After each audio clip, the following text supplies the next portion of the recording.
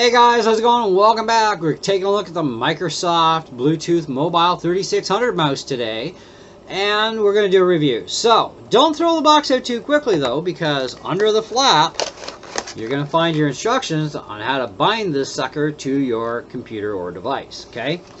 Me, I can just toss it because I already know how to do that stuff. Anyways, you do get a couple little booklets. One's for your warranty, and the other one's a basic guide that is just that. It's product guide, and it's kind of useless, so yep, don't need those either.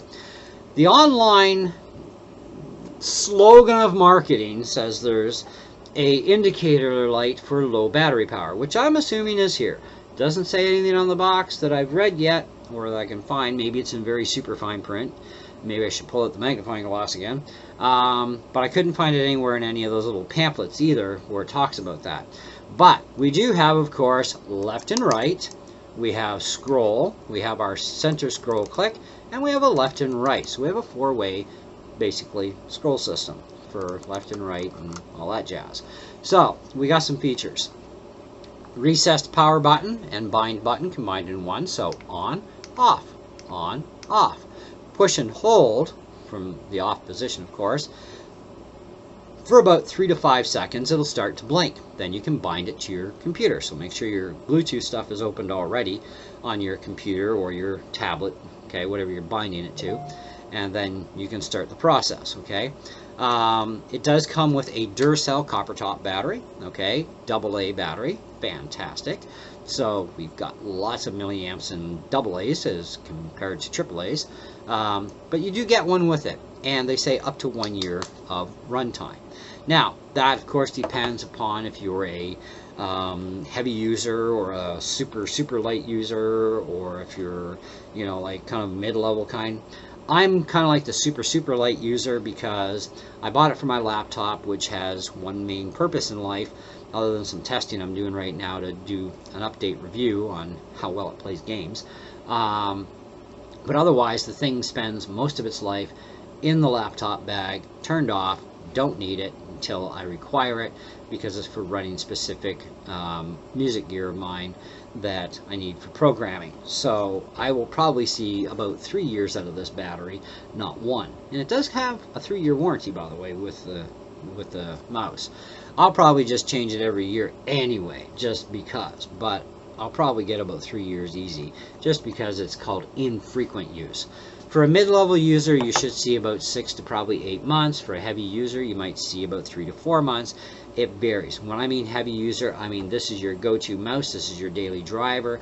You never even turn it off, period. That's it. Zoom, you just let it go to sleep when you're not using it, and you just kind of like give it a little shaky shake and wake it up, and away you go.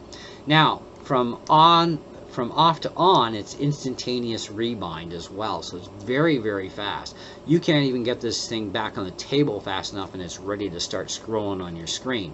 So that's actually quite fast. Okay, now being that it's Bluetooth 4, they also don't tell us if it's backwards compatible with older versions of Bluetooth, but they do mention, of course, that we do require either Windows 10, Windows 8, 8.1, 8.8.1 RT, Android 4.4, Mac OS 10.10 and above.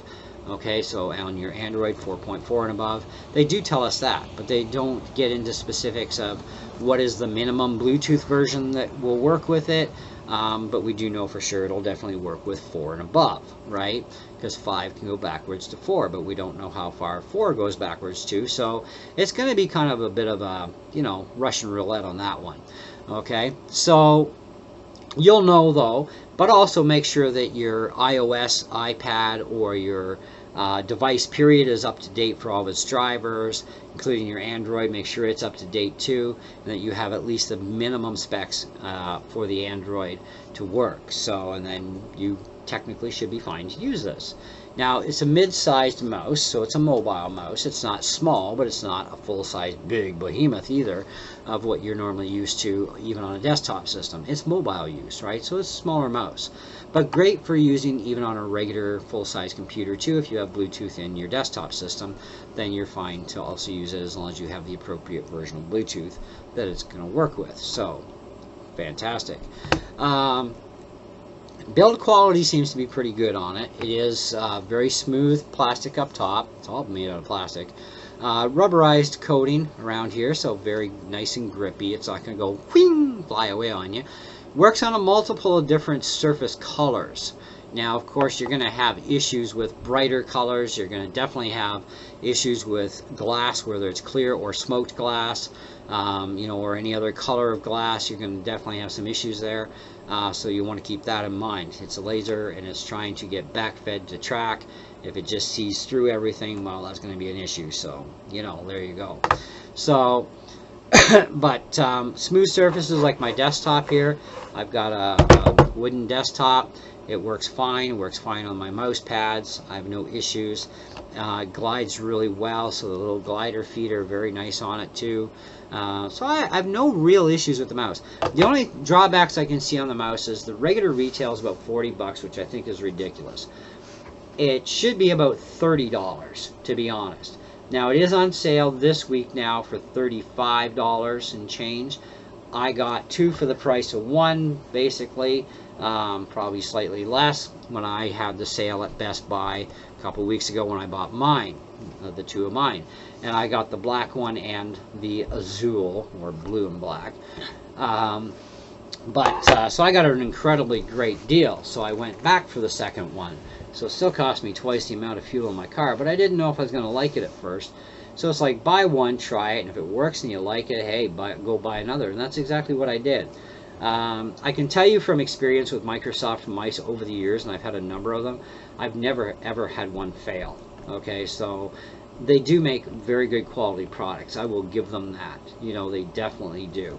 So you are paying for a quality product, but you're also not paying through the nose either, and, you know, mortgaging your house to afford it. So it's kind of like a good thing, right? So you can actually spend a little bit less and get more for your money, type of thing. You know, Microsoft does have its good points in life, all right? Don't get me wrong. But they also have their bad mice, too. They have some mice that are absolutely ridiculous, and we'll discuss that probably in another video. Because I have one of their mice that I absolutely don't like, but because it's a infrequent use thing, I kind of don't mind it. But that would be the Surface mouse that came with my keyboard. As a kit, and I really don't like the mouse, but we'll get more into it, including talking about the battery runtime is not the best either. So not all their products are great, but this is one of them that is, and it's also a familiar style of mouse that I've bought over the years as well, in a fuller sized version as well as this smaller version. You know, I've never ever once had an issue, so that's good, and I've used them in heavy use situations and mid-level, and of course now I'm using this in the, you know, once in a blue moon kind of thing, so I'm sure I won't have anything to worry about there, and neither should you, depending on how you go about things. Do turn the mouse off though when not in use. That will extend your runtime on your battery. Okay, the other thing I want to very much stress too is don't ever use rechargeable batteries like AA's, AAA's, 9 volts. These things have less voltage than the alkaline counterparts. They may have more milliamps for runtime, but if the circuitry can't get enough voltage to function properly, that's where the problem is with rechargeable batteries. They lack the amount of voltage to peak the system out to run optimal. Okay, so whether it's a mouse or a keyboard, what have you, don't use rechargeable batteries. I do the same thing with people with RC cars. Don't use rechargeable batteries in your remotes because they are worthless. They are going to give you more hassles than what it's worth. And besides, you may save on batteries, which is a big scam, but you're going to spend more on hydro bill recharging your batteries all the time. So think of it that way. I mean, there are certain batteries you just have to use, and it's not an option because, you know, RC cars and trucks use lithium polymer or nickel methyl hydrate batteries, and then you have built-in batteries in keyboards and mice that are not replaceable by the user. Okay, these are non-optional, and they're usually lithium-ion or LiPo batteries. They're fine. You just recharge them, and they are designed to have enough voltage and amperage. But a regular, normal, everyday rechargeable battery, this is where you definitely lack out. and this is where there's a big problem with rechargeable batteries in that instance. So I thought I'd add that in for you guys. And if you want to know more, let me know, and I'll do a whole video on all the different battery types that I'm aware of and that I have the most experience with, and we'll talk about it in another video.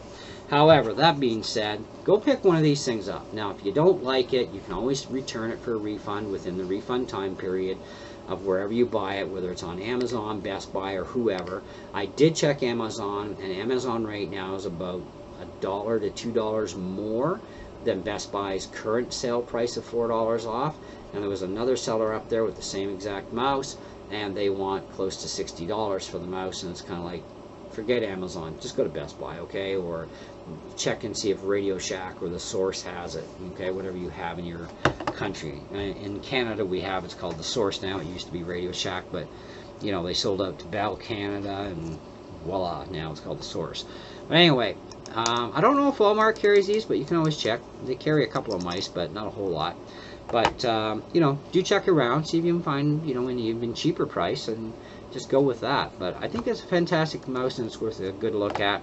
So to go try one out. But 4.5 out of 5 is where I stand with it. That's where we're going to stick with it. The downsides are it's not perfect and lack of color choices. That's about it, because a lot of you will not personally like the color choices, and that may deter you from buying it. But don't let it deter you, because you know, even if you just buy the black one, black goes with any color. So you know, what the heck. Anyways, thanks for watching. Hope you enjoyed the video. Do stay tuned for more. I have more reviews coming for you guys this week too, and catch you in the next one. See ya.